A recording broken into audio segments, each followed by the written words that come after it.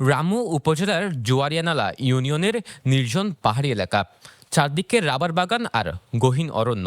ঠিক এখানেই উদ্ধার করা হয় অটো মিশুক চালক শামসুল আলমের মরদেহ। প্রথম দিকে এটি ছিল সম্পূর্ণ ক্লুলেস একটি হত্যা মামলা, তবে আধুনিক তথ্য প্রযুক্তির সহায়তায় তদন্তে নামে রামু থানা পুলিশ। দীর্ঘ অনুসন্ধান শেষে হত্যাকাণ্ডের রহস্য উদ্ঘাটন করে পুলিশ। এই ঘটনায় জড়িত থাকার অভিযোগে গ্রেফতার করা হয় আব্দুল শুক্কুর, গুরামনিয়া ও হুসন নামের ৩ জনকে। গত ৮ ও ৯ মে উখিয়া ও রামু এলাকায় বিশেষ অভিযান চালিয়ে তাদের আটক করা হয়।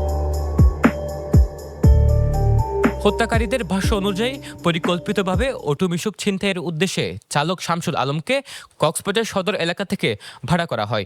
মালামাল আনার কথা বলে ১২০০ টাকায় তাকে রামু পাহাড়ি এলাকায় নিয়ে যায় দুর্বৃত্তরা। এক পর্যায়ে গাড়ির চাবি চাইলে চালক বাধা দেন। তখন গামছা পেঁচিয়ে শ্বাসরোধ করে তাকে হত্যা করা হয়। পরে মুখে মাস্ক পরিয়ে মরদেহ ফেলে রেখে অটো মিশুক নিয়ে পালিয়ে যায় দুর্বৃত্তরা। তদন্তকারী পুলিশ কর্মকর্তা মোহাম্মদ শওকত জামিল জানায়, হত্যার পর অটো মিশুকটি উখিয়ার মরিচা এলাকায় রেখে পরদিন কুটবাজারে অজ্ঞাত এক ব্যক্তির কাছে ৩০,০০০ টাকায় বিক্রি করা হয়। পরে সেই টাকা নিজেদের মধ্যে ভাগ করে নেয় তারা।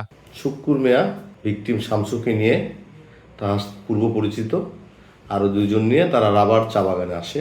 তাকে হত্যা করিয়া রামুর রাবার বাগানের পিছনে ঝিরির নিচে ফেলে তার পকেটে ৪২০ টাকা ছিল এবং তারা অটো নিয়ে ৩ জনে মরিচা চলে যায় উখিয়া থানা। ৩ জনে ৪২০ টাকা ভাগ করে নেয়। পরের দিন সকালে ইটভাটার পাশে গাড়িটা রাখা ছিল। পরের দিন তারা অটো গাড়িটি ৩০,০০০ টাকায় কোনো ব্যক্তির নিকট বিক্রি করে এবং তারা ৩ জনে ৩০,০০০ টাকা ১০,০০০ করে ভাগ করে নেয় সমহারে।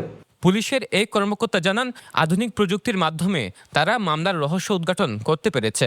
গ্রেফতারকৃত একজন আদালতে ১৬৪ ধারায় স্বীকারোক্তিমূলক জবানবন্দি দিয়েছেন।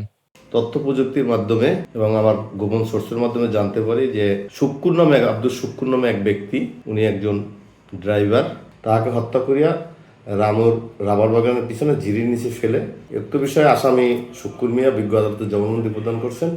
অন্যান্য যে ২ জন আসামি তাদেরকেও আমি ইংরেজি ৯/৯/২৬ তারিখ গ্রেপ্তারপূর্বক বিজ্ঞ আদালতে প্রেরণ করছি। তারাও বিজ্ঞ আদালতে জবানবন্দি প্রদান করবেন মর্মে স্বীকার করেন। এই আমার জবানবন্দি। ঘটনার সঙ্গে জড়িত ৩ জনই এখন পুলিশের হেফাজতে। তবে ছিনতাইকৃত অটো মিশুকটি উদ্ধারে এখনও অভিযান চালিয়ে যাচ্ছে আইনশৃঙ্খলা বাহিনী। News desk, Penua. সমুদ্রের গর্জনে ভিন্ন স্বাদের সামুদ্রিক খাবারের ভরপুর আয়োজন উপভোগ করতে আজই চলে আসুন প্যাসিফিক বিচ লাউঞ্জ ক্যাফে কক্সবাজারে।